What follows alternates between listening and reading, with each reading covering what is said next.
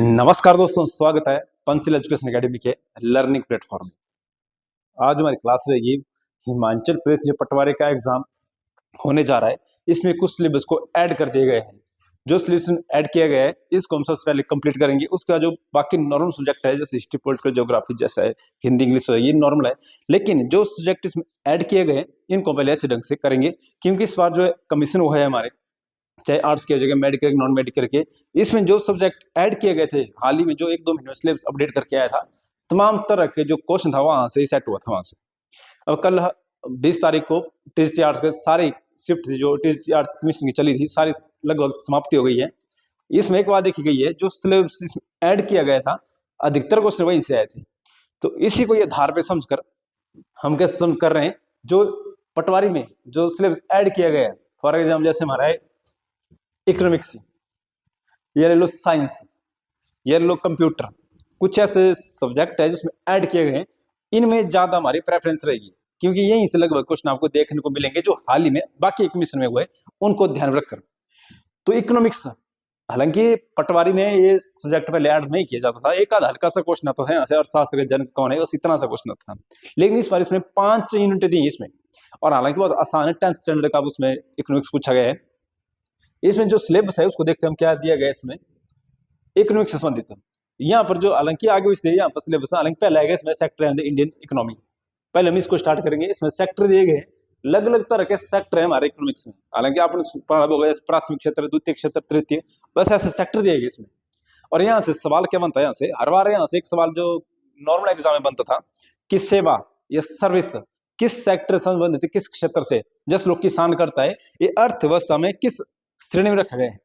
तो अलग अलग कार्य है यहाँ पर हमारे अर्थशास्त्र में, जिनको अलग अलग कार्य में बांटा गया है। जैसे कोई सड़क गाड़ी चलाता है वो अलग क्षेत्र हो जाएगा, कोई मजदूरी करता है वो अलग क्षेत्र हो जाएगा, या कोई नौकरी करता है, दुकानदार है कोई, ये अलग अलग क्षेत्र बांटे गए। और यहीं से आपको सवाल देखने को मिलेगा कि जैसे सवाल आएगा यहीं से अध्यापक, ये आ जाएगा इसमें पुलिस, ये आ जाएगी एम्बुलेंस, हॉस्पिटल है, ये किस क्षेत्र से संबंधित है। तमाम तरह के यहाँ से सवाल देखने को मिलेंगे। हालांकि बहुत शॉर्टकट दिया है इसमें और बहुत ही इजीली हो जाएगा यहाँ पर इकोनॉमिक्स। जिसने इकोनॉमिक्स को जिसको पता भी नहीं होगा वो भी इतनी आसानी समझ लेगा इसको, क्योंकि बहुत ही आसानी ढंग से इसमें बताया गया है और टॉपिक ज्यादा लेंथ नहीं है इसमें, एक एक लाइन के कंसेप्ट है सारे। जैसे ये इंग्लिश में यहाँ दिया गया है, यहाँ पर यहाँ दिया है public and the private sector. कुछ पब्लिक सेक्टर मतलब सार्वजनिक क्षेत्र यानी सरकार के कुछ ऐसे काम होते हैं जो सरकार खुद करती है, और कुछ ऐसे होते हैं जो निजी व्यक्ति के हाथ होते हैं, प्राइवेट व्यक्ति के हाथ होते हैं। इसमें हिंदी अनुवाद दिया गया है हमें, आप देख सकते हैं यहाँ पर पूरा सिलेबस आपको हम इसमें ग्रुप में शेयर कर देंगे और यूट्यूब के डिस्क्रिप्शन में डाल देंगे इसको, आप वो देख सकते हैं। यहाँ से इकोनॉमिक्स बहुत ही आसान दिया गया इसमें टॉपिक का, और पहला ही टॉपिक दिया गया इसमें भारतीय अर्थव्यवस्था के क्षेत्र। तो इसको देखते हैं हम कि भारतीय अर्थव्यवस्था के कौन कौन क्षेत्र है, इनको हम पढ़ते हैं और बहुत ही आसानी से हो जाएंगे। बट तो फ्री के नंबर है यहाँ पर, इस सेटअप तो मैथ हो जाएगा, सॉल्व करना पड़ेंगे। अगर ये समझ लिया आपने ना, जरूर इकोनॉमिक्स आपको इसी में आएगा पटवारी में। जितने में तमाम तरह के एग्जाम हिमाचल में होने जा रहे हैं, उनमें हर एक एग्जाम में पैटर्न सेम टू सेम यही रहेगा।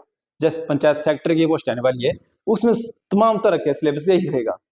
तो देखते हैं पहले इसमें अर्थशास्त्र दिया है। इसमें अर्थशास्त्र कहते किसको है, तो पहले देखते हैं इसमें हम अर्थशास्त्र संबंधित इसमें बात क्या गई है। अर्थशास्त्र किसे कहते हैं? अर्थशास्त्र मतलब कम पैसे से अधिक पैसे कमाते हैं। मान लो कोई बिजनेस कर रहे हैं हम, कम पैसा लगाया हमने, वहां से मुनाफा होने क्या किया, अधिक कमाया, तो उसको अच्छा अर्थशास्त्री माना जाएगा कि वो उसको अर्थव्यवस्था का उसको अच्छी जानकारी है। कुछ पैसे से अधिक पैसे कमाना ही अर्थव्यवस्था कहलाती है।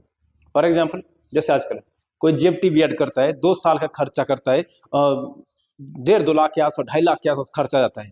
फिर रोजगार के लिए वो किसी निजी स्कूल में जाता है, प्राइवेट स्कूल में, और वहां उसको मंथली लगभग हार्डली 5,000 या 4,000 मिलेगा, इसकी ज्यादा नहीं मिलता। जो नॉर्मल स्कूल होते हैं, हाई स्कूल मान जैसे कोई बड़े स्कूल डीएवी हो जाएगा, महावीर हो जाएगा, यहाँ लगभग मिल जाएगा 10 साल। लेकिन जो नॉर्मल स्कूल होते हैं गाँव के, वहां लगभग 4,000 या 3,000 ही पैसा मिलता है। लगाया कितना, 2.5 लाख, और मिला कितना, 2,500 रुपए, 3,000 मिला मंथली। तो ये कैसे अर्थव्यवस्था हो जाएगी? लेकिन अगर कोई एक बेरोजगार व्यक्ति होगा, वो क्या करेगा, रेडी लगाएगा बर्गर की, कोई भी रेडी लगा देगा। लगाया कितने, 10-12 हजार लगाएगा रेडी के लिए, और महीने का देखना कितना कमा लेगा वो, 50-60 हजार आसानी से कमा लेते हैं रेडी वाले, बर्गर वाले, जो भी होते हैं यहाँ पर। सोचो अर्थव्यवस्था की जानकारी अच्छा कौन हो, पढ़े लिखे वाला कि अनपढ़, ये तुम्हारी अर्थव्यवस्था हो जाएगी। इसलिए अर्थव्यवस्था की जानकारी अच्छी ढंग से होनी चाहिए व्यक्ति को। कम पैसे लगाकर अधिक मुनाफा कमाना, ये क्या कहलाएगा हमारे सिंपल शब्दों में अर्थव्यवस्था कहलाएगी हमारी। विश्व में अर्थव्यवस्था के जानकार, विश्व में अर्थव्यवस्था के पिता या संस्थापक, जनक, कुछ भी क्वेश्चन आएगा ऐसे, जनक कुछ है पिता बोले अर्थशास्त्र के, वो जाएगा मेरे एडम स्मिथ, नाम इसका एडम स्मिथ। इसकी किताब आई थी 1776 ईस्वी में, और ये ऐसे सवाल बनते हैं यहाँ पर अर्थशास्त्र में, पटवारी के लेवल जैसे एग्जाम में पटवारी का नए सब्जेक्ट ऐड किए गए, इससे बार क्वेश्चन नहीं बनेगा यहाँ से। इनकी किताब थी यहाँ पर wealth of nation, wealth of nation. इस किताब में इन्होंने अर्थशास्त्र की अच्छी जानकारी दी है, लोगों को बताया कि अर्थशास्त्र एक्चुअली होता क्या है। ये तो हो गया वर्ल्ड लेवल पर। भारत में भारतीय अर्थशास्त्र के जनक किसे माना गया है? चाणक्य को, जिनका नाम आपको पता होगा कौटिल्य भी है और विष्णुगुप्त भी है, जो कि चंद्रगुप्त मौर्य के दरबार पर प्रधानमंत्री के पद पर तैनात थे। इनकी किताब बहुत फेमस दिया है यहाँ पर, नाम उसका अर्थशास्त्र। किताब कौन छाप दी इन्होंने? अर्थशास्त्र। ये बुक किसकी है? चाणक्य की। हालांकि इसमें जानकारी मिलेगी किसकी? प्रशासनिक इतिहास की, लेकिन किताब का नाम क्या रहेगा? अर्थशास्त्र। जैसे किताब है विष्णु शर्मा की, जिस किताब का नाम है विशाख दत्त की किताब का नाम है मुद्रा राक्षस। इस तरह की लगी किताबें हमारे यहाँ पर भारत में, जो कई बार यहाँ से ना किताबों से भी सवाल बनते हैं। भारतीय आर्थिक नीति के जनक, अब देखो लग सवाल है यहाँ से, भारतीय आर्थिक नीति लग हो जाएगी और भारतीय अर्थशास्त्र लग हो जाएगा। भारतीय आर्थिक नीति के जनक है A.M. विश्वेश्वरैया, ये भारतीय आर्थिक नीति के जनक। अब इनके बारे में क्यों माना जाता है? इनकी किताब है प्लान इकोनॉमिक ऑफ इंडिया। ये कब आई थी? 1934 में। इसमें बताया गया था इन्होंने कि भारत में जो अर्थव्यवस्था किस ढंग से चलेगी, नाम क्या इसका? Plan economy of India. मतलब योजना आयोग के संबंधी समझो, इस योजना आयोग को भी बोलते हैं प्लान। जो योजना आयोग थे हमारे, वो भी हमारे इसी से आधारित माने गए थे। अगला जो टॉपिक दिया गया इसमें, अर्थव्यवस्था के क्षेत्र, जो सिलेबस है आपका उसमें दिए गए अर्थव्यवस्था के क्षेत्र। कौन कौन इसमें क्षेत्र रहेंगे?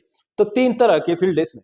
एक आएगा आर्थिक क्रिया के आधार पर, एक आ जाएगा कार्य के आधार पर, एक आ जाएगा स्वामित्व के आधार पर। और यही पहली यूनिट है हमारी, जो सिलेबस में दिए गए 3 टॉपिक दिए गए इसमें। पहला है हमारा आर्थिक क्रिया के आधार पर, कार्य के आधार पर, स्वामित्व के आधार पर। अलग अलग कार्य होंगे अर्थव्यवस्था के इसमें। पहले देखिए हम क्रिया के आधार पर, क्रिया के आधार पर।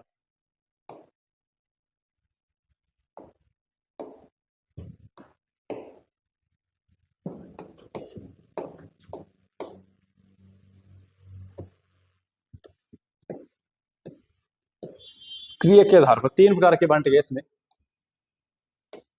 देखते हैं कौन कौन इसमें आधार दिए गए। आर्थिक क्रिया के आधार पहला आएगा, जो आर्थिक क्रिया है इसके 3 क्षेत्र इसके भी। मान लो जैसे ये आर्थिक क्रिया है, यहाँ पर आर्थिक क्रिया के आधार पर इसके क्षेत्र कितने? 3। एक आएगा प्राथमिक क्षेत्र, द्वितीय क्षेत्र और एक आएगा तृतीय क्षेत्र। फिलहाल बात की जा रही है हम प्राथमिक क्षेत्र की, कि प्राथमिक क्षेत्र में कौन कौन से व्यवसाय आते हैं जो जुड़ जाते हैं अर्थव्यवस्था के प्राथमिक क्षेत्र पर। हो गए किस आधार पर? क्रिया के आधार पर। जब आय का स्रोत सीधे किस जुड़ा होता है? प्रकृति से। तो कितना आसान है यहाँ से। प्राथमिक क्षेत्र में वही चीज आती है जो जुड़े थे किससे? प्रकृति से। ये जाएगा हमारा प्राथमिक क्षेत्र। इसमें वही चीज ऐड की जाएगी जो जुड़ेगी किससे? प्रकृति से। तो ये ट्रिक इसकी याद करने की। अब कंफ्यूज कैसे हो गए बच्चे? यहाँ पर पूछ जाएगा यहाँ से मजदूरी, निर्माण, या पूछ जाएगा यहाँ से डॉक्टर, ये किस क्षेत्र में है? तो प्रकृति जुड़े नहीं होंगे। प्रकृति से क्या चीज जुड़ी होगी? कृषि दिए हुए यहाँ पर। यहाँ से क्या जुड़े होंगे? कृषि।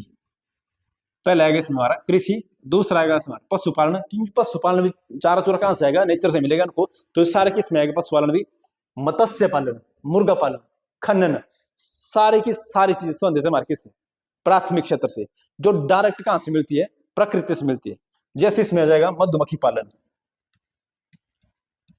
मधुमक्खी पालन, तो ये भी सीधे जुड़ा किससे? प्रकृति से। मधुमक्खी शब्द निकालेंगे ना, सारे प्रकृति से संबंधित है हमारे। तो कितना आसान याद करना, यहाँ से प्राथमिक क्षेत्र में वो सारी चीजें आएंगी जो प्रकृति से ही जुड़ी होगी। तो नहीं रहेगा, इतना से याद रखना अपने, प्राथमिक से आएगा प्रकृति। और जो चीजें हमें डायरेक्ट किससे मिलती है? एनवायरमेंट से मिलती है, नेचर से मिलती है, वो सारी की सारी चीजें आएगी हमारी प्राथमिक क्षेत्र पर। फिर चाहे इसमें 2-3 एग्जाम्पल याद रखना, हालांकि कई बार यहाँ से या तो मत्स्य पालन या मुर्गा पालन, खनन, खनन मतलब माइनिंग, जो रेत बजर निकल रहा है हमारा, ये किससे निकल रहा है? प्रकृति से मिल रहा है। तो खनन भी सारा किसमें आएगा? हमारा प्राथमिक क्षेत्र पर। अगला आएगा हमारा द्वितीय क्षेत्र। कई बार ना प्राथमिक क्षेत्र को बोला गया कृषि क्षेत्र,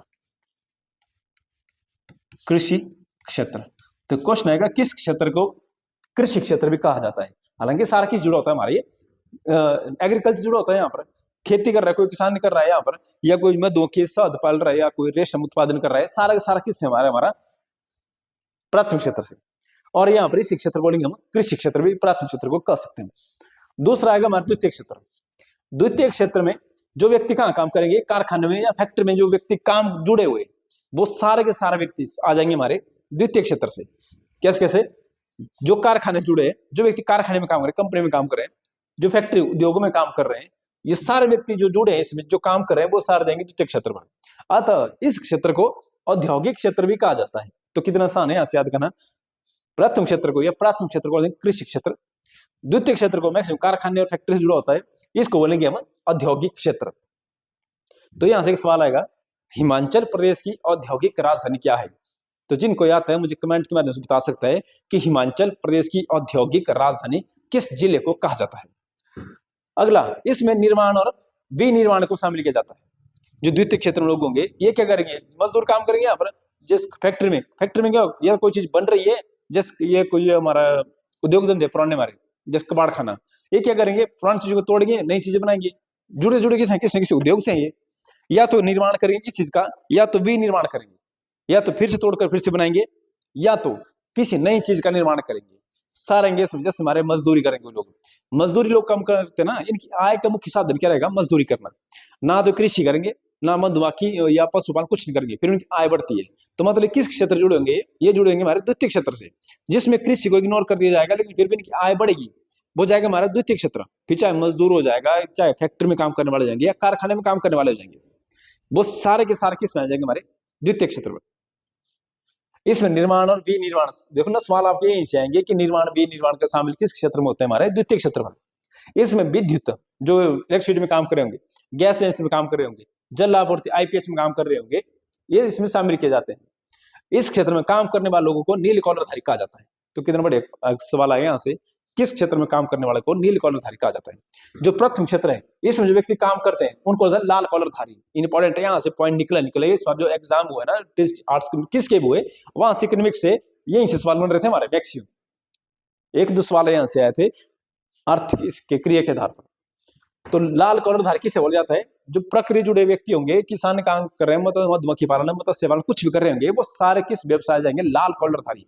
अब याद कैसे रखना है, कोई खेती कर रहा है कि मेहनत कर रहा है, तो थोड़ा सा कई बार काम करते ना, उसको कहीं कट लग जाता, कहीं हो जाता उसको, या उस काम करते करते उसके पाँव में लगे, उसके तो चोट लगी उसको ना, तो ब्लड निकलेगा। तो लाल कॉलरधारी खेती से निकलेगा ब्लड। और दूसरा यहाँ मजदूरी काम कर रहा है, यहाँ बोलेंगे उसको नील कॉलरधारी। अब ना कुछ चीज आपको याद रखनी पड़ेगी, कैसे करके चीजें याद रखना ही पड़ेगी। यहाँ पर लाल कॉलरधारी प्राथमिक क्षेत्र में जो जुड़े व्यक्ति सारे आएंगे लाल कॉलरधारी। नील कॉलरधारी में जाएंगे द्वितीय क्षेत्र से जुड़े होंगे, चाहे जो उसमें निर्माण मजदूर फैक्ट्री में काम करेंगे, कारखाने में काम करेंगे, सारे आएंगे इसमें। अगला जाएगा हमारा तृतीय क्षेत्र। तृतीय क्षेत्र में क्या बोला गया है? इस क्षेत्र को हालांकि क्या हो जाता है? सेवा क्षेत्र भी कहा जाता है।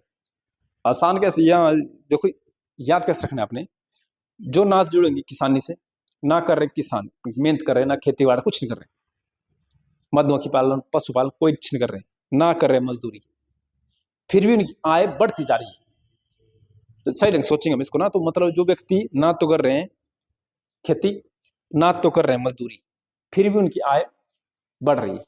फॉर एग्जाम्पल टीचर ले लो, जो अध्यापक है ना तो करता है कृषि, ना तो करेंगे ये मजदूरी, फिर भी इनकी आय इन 2 क्षेत्र से व्यक्तियों से ज्यादा आय होती है।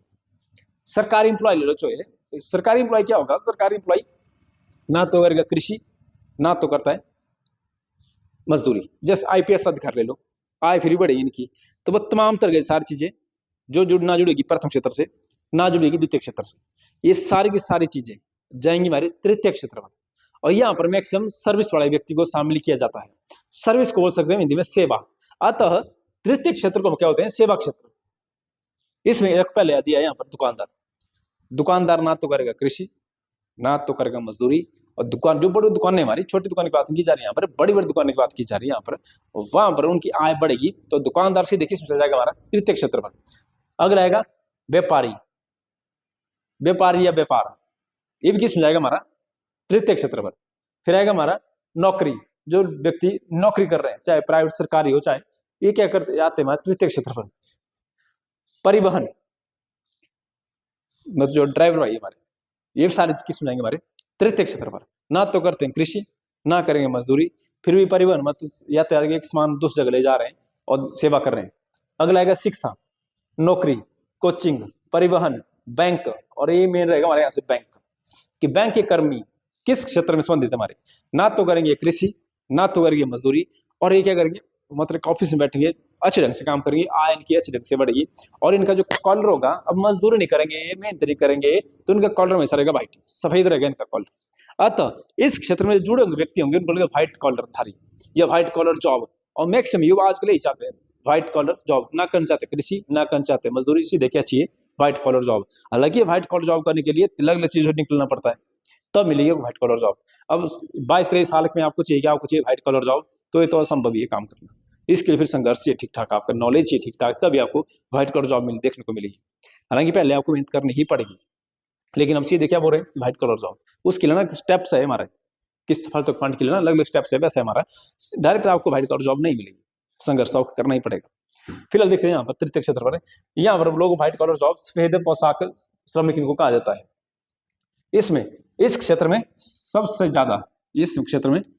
ज्यादा लोग काम करते हैं, अतः और आय का सबसे अधिक साधन भी यही है। जो व्यक्ति सर्विस में होगा वो सरकार को इतना ज्यादा टैक्स देगा। अब किसान को क्या, किसान से सरकार को क्या बेनिफिट मिलेगा, मतलब टैक्स तो देगा नहीं किसान, अतः सरकार किसान को उल्टा सब्सिडी देती है। तो इसलिए आय का जो मुख्य साधन है वो आय सरकार का तृतीय क्षेत्र से संबंधित है हमारा, क्योंकि जितने व्यक्ति सर्विस करेंगे उनके ऊपर सरकार उतना ज्यादा टैक्स थोपेगी, और उसके बाद सरकार की आय बढ़ेगी। अब मजदूर से क्या टैक्स लेगी सरकार, या किसानों से क्या रहेगी कि उल्टा इनको क्या करना पड़ता है, सब्सिडी देना पड़ती है। तो आय का मुख्य साधन ही हमारा तृतीय क्षेत्र। हालांकि ऐसा है जो प्रथम क्षेत्र हमारा किसान है, इन पूरे देश को चलाया होता है, लेकिन बेचारे पर्दे के पीछे काम कर रहे होते हैं। हमको सामने क्या दिखते हैं तृतीय क्षेत्र वाले, कि सबसे ज्यादा आय टैक्स ये देते हैं, जो कि इनडायरेक्ट काम कौन कर रहे हैं हमारे प्रथम क्षेत्र के व्यक्ति। ये तो हमारा आर्थिक क्रिया के आधार पर टैक्स कार्य। दूसरा आएगा हमारा इसमें जो दिया था, इसमें कार्य के आधार पर, कार्य के आधार पर, और कार्य के आधार पर क्या आएंगे हमारे, जो दूसरी हेड थी हमारी, ये थी हमारी कार्य के आधार पर। इसके दो प्रकार है कार्य के आधार पर, एक होगा संगठित कार्य, संगठित क्षेत्र, और दूसरा होगा असंगठित। असंगठित सवाल यहां से बन गया एग्जाम देख लेना यहां से, क्योंकि सिलेबस ऐड किया गया है कुछ भी नहीं है, एक का मतलब सारे नोट्स कंप्लीट हो जाएगा यहाँ पर, मतलब आसान भी है इसमें सिलेबस, पर एक बार आपको नॉलेज होनी चाहिए किसी ना किसी सब्जेक्ट का, हर एक लाइन का आपको ना कंसेप्ट पता होना चाहिए, इसका मीनिंग क्या है इसका, और आसान है इसमें टॉपिक है इकोनॉमिक्स के। कार्य के आधार पर पहले तुम्हारा आर्थिक क्रिया के आधार पर 3 थे, प्राथमिक द्वितीय तृतीय। अब आएगा कार्य के आधार पर संगठित। कुछ काम ऐसे होंगे जो सही ढंग से किए जा रहे होंगे, जैसे किस कार्य में फिक्स क्या होगा समय, जैसे 9 से 3 सरकारी स्कूल की बात करते हैं, 9 से 3 प्राइवेट स्कूल है, सरकारी स्कूल है, यहाँ से 9 से 3 टीचर को जाना पड़ेगा पढ़ाने के लिए, तो फिक्स है वहां समय। दूसरा वेतन क्या रहेगा वहां पर फिक्स, और दूसरा वो काम कर रहे होंगे वहां कुछ शर्तें दी होगी। जहां ये 3 चीजें पाई जाएगी उस क्षेत्र को, उस कार्य को संगठित कार्य।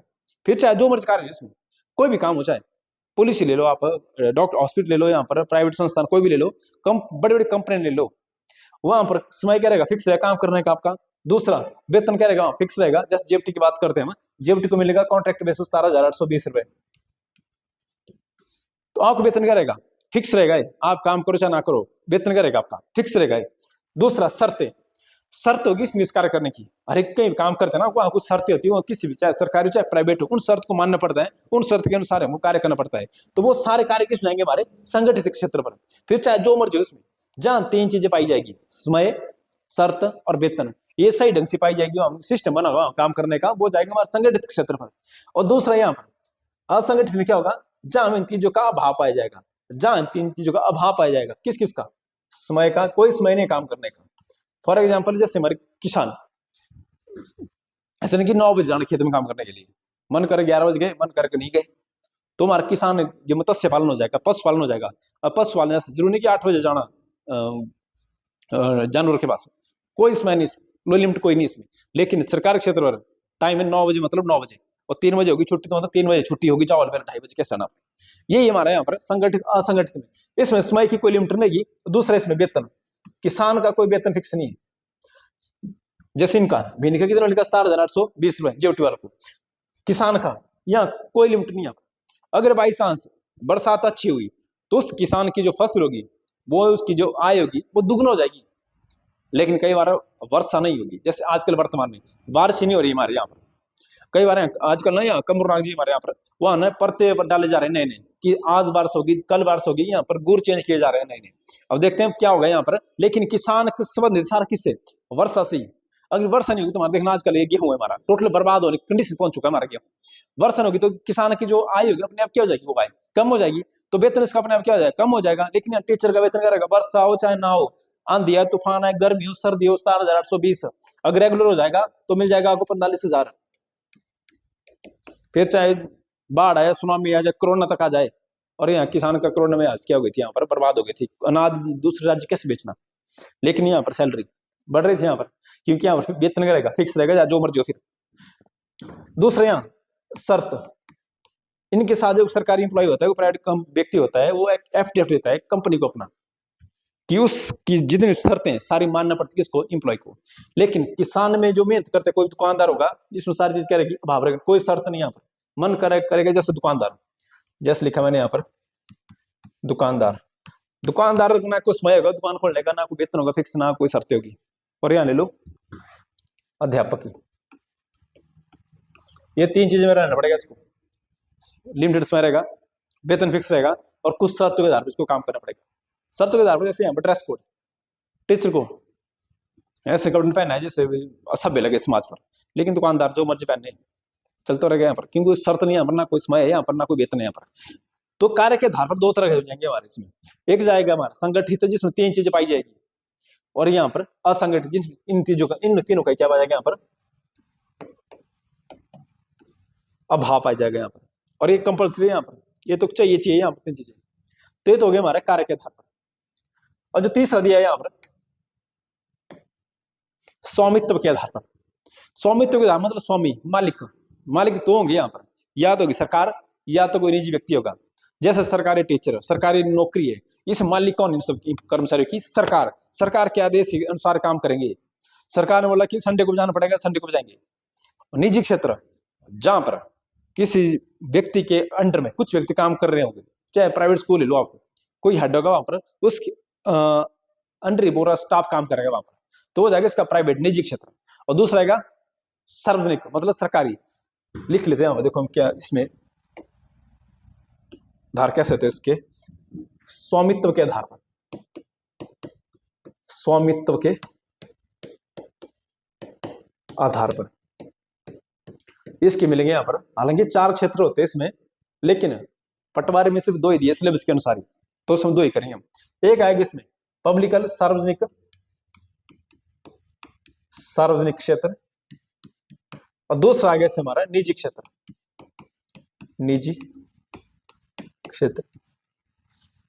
सार्वजनिक क्षेत्र पर इसमें सरकार मालिक कौन होती है, इसमें सरकार मालिक कौन होगी, इसमें सरकार। और इसमें कौन होगा, कोई व्यक्ति, कोई निजी संस्था या कोई विशेष व्यक्ति, ये होगी इसमें मालिक। और यहां पर कौन होगी, सरकार। अब सरकार क्या करेगी, जनता का विकास करने के लिए नए नए काम शुरू करेगी, ताकि जनता का हो सके, भला हो सके। इसमें जनता की हितों की रक्षा की जाती है, इसमें जनता का हित, इसमें से काम किया जाता है कि जनता क्या हो सके, हित हो सके, जनता को क्या मिल सके, यहाँ पर जनता का यहाँ पर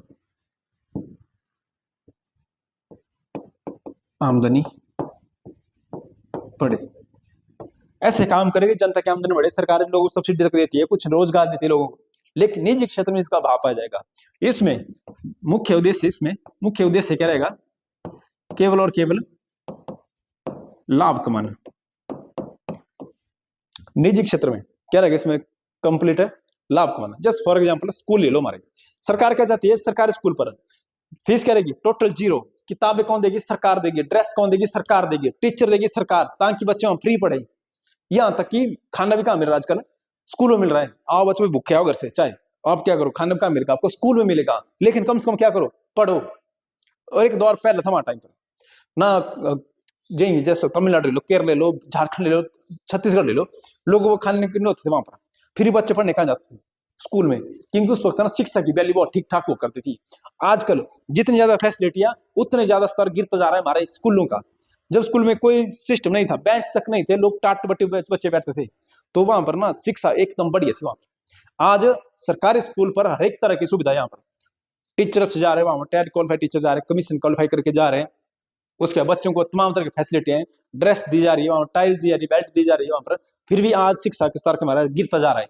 जब चीजें नहीं थी तो शिक्षा का स्तर हमारा ऊंचा था, जब आज पूरी तरह की फैसिलिटी दी गई है आज सरकारी स्कूलों पर, शिक्षा का स्तर बहुत गिरता जा रहा है। तो कहीं ना कहीं ये बात सोचने लायक है यहाँ पर। तो ऐसे क्या हो रहा था, जो टीचर थे जिनके पास टेट क्वालिफाई तक नहीं था, वो क्या करते बच्चों को सही ढंग से एजुकेशन देते थे। आज वेल क्वालिफाइड टीचर जा रहे हैं स्कूल में, शिक्षा का स्तर क्या हो रहा है डाउन होता जा रहा है। तो ये बात तो सोचने लायक है यहाँ पर। और यहाँ सरकारी निजी क्षेत्र पर कोई निजी स्कूल ले लो, यहाँ सरकारी स्कूल है या निजी स्कूल है, निजी स्कूल पर बच्चा ड्रेस खुद लाएगा घर से, खाना घर से खुद खा के आएगा। दूसरा यहाँ पर उसको किताबें वो खुद खरीदेगा, उसके बाद पढ़ेगा कहाँ पर प्राइवेट में, और प्राइवेट में उससे बच्चे से फीस ज्यादा ली जाएगी। अगर फीस ज्यादा ली जाएगी उसके बावजूद बच्चा वहां अच्छा रिस्पॉन्स कर रहा है, और यहाँ उल्टे लोट सरकारी पर तमाम तरह की चीजें दी जा रही फ्री, उसका बच्चा नहीं पढ़ रहा है। तो कहीं ना कहीं ये चीजें फ्री दी जा रही है, यही हमारे लिए बहुत बड़ा सबक बनने जा रहा है धीरे धीरे। जो चीज हमको फ्री दी जा रही है, फिर चाहे 1500 रुपए हो, चाहे 2500 रुपए हो, चाहे जो मर्जी हो, जो चीज हमको फ्री दी जा रही है। और यहाँ प्राइवेट में क्या हो रहा है, शिक्षा अच्छी जा रही है, और सरकारी में हर बार देखना रिजल्ट जब आता है तो हर बार आता है कि प्राइवेट स्कूल ने एक बार फिर से हमारी बाजी, और सरकारी में सैलरी देखना सरकारी स्कूल के टीचर की कितनी सैलरी मिलती है वहां पर, 17,000 सैलरी मिलेगी। एक प्राइवेट स्कूल में जो काम कर रहा होगा कोई टीचर लगेगा वहां पर, उसको मुश्किल 7-8 हजार मिलेगा, मुश्किल 7-8 हजार। उसके बाद भी वो बच्चों को वहां पढ़ा रहा है और अच्छा रिस्पॉन्स ला रहा है। अगर उसी टीचर की सैलरी हम 70,000 कर देंगे, मुझे नहीं लगता वो उतना एफर्ट कर सकता, क्योंकि वो आ जाएगा सेफ जोन पर। तो कहीं ना कहीं अधिक फैसिलिटी देना कहीं ना कहीं सबक बन जाता हमारे लिए। स्वामित्व के आधार पर सरकार क्या करेगी, जनता की हितों की रक्षा करेगी, जनता के लिए कई फैसिलिटी देगी वहां पर। लेकिन निजी में व्यक्ति जो होगा, जिसकी संस्था होगी, उसका सिर्फ और सिर्फ एम क्या होगा, सरकारी पैसा कमाना ही। तो ये थी अर्थव्यवस्था के हमारे स्वामित्व के आधार पर 2 क्षेत्र। दूसरा एक पहले था हमारा इसमें आर्थिक क्रिया के आधार पर, उसमें 3 थे, प्राथमिक द्वितीय तृतीय। उसके बाद आएगा हमारा दूसरा था हमारा इसमें कार्य के आधार पर, एक संगठित होगा असंगठित होगा। तृतीय था हमारा स्वामित्व के आधार पर। एक जागे इसमें सार्वजनिक क्षेत्र, जिसमें हम सीधे सार्वजनिक लिख सकते हैं, सरकारी क्या लिख सकते हैं, हम सरकार लिख सकते हैं। और बाकी निजी क्षेत्र जो जाएगा हमारा निजी संस्थान हो गए, कोई संस्थान होंगे निजी संस्थान होंगे, या जाएगा कोई व्यक्ति हो जाएगा जिसके अंडर कोई एक संस्था बनी होगी इसमें। तो ये थी हमारी अर्थशास्त्र की पहली क्लास इकोनॉमिक्स की। अब क्या होगा, जो अगले जो क्लास देखते हैं इसमें अगला स्टेप्स क्या रहेगा, हालांकि ये रहेगा इसमें ऋण क्या किसे कहेंगे, लोन किसे कहेंगे, या ब्याज दर क्या रहेगी, आरबीआई क्या रहेगा, बैंक किसे कहेंगे, इस तरह के सवाल बनेंगे। जो चीज आपको करवाई जा रही है इसको ध्यान से देखना, इससे हमारा क्वेश्चन नहीं बनेगा, क्योंकि पटवार में इसके बाद जो सिलेबस दिया बहुत ही लिमिटेड सिलेबस दिया इसमें, एक हफ्ते में सारे इकोनॉमिक्स आपका क्लोज हो जाएगा। तो इसके बाद हम शुरू करेंगे हिस्ट्री, पॉलिटिकल ज्योग्राफी, कोशिश करेंगे तमाम तरह का जो पैटर्न है आपका हम पूरी तरह यूट्यूब में आपको फ्री बनाने के प्रयास करेंगे। मिलते हैं अगली वीडियो में, तब तक के लिए जय हिंद।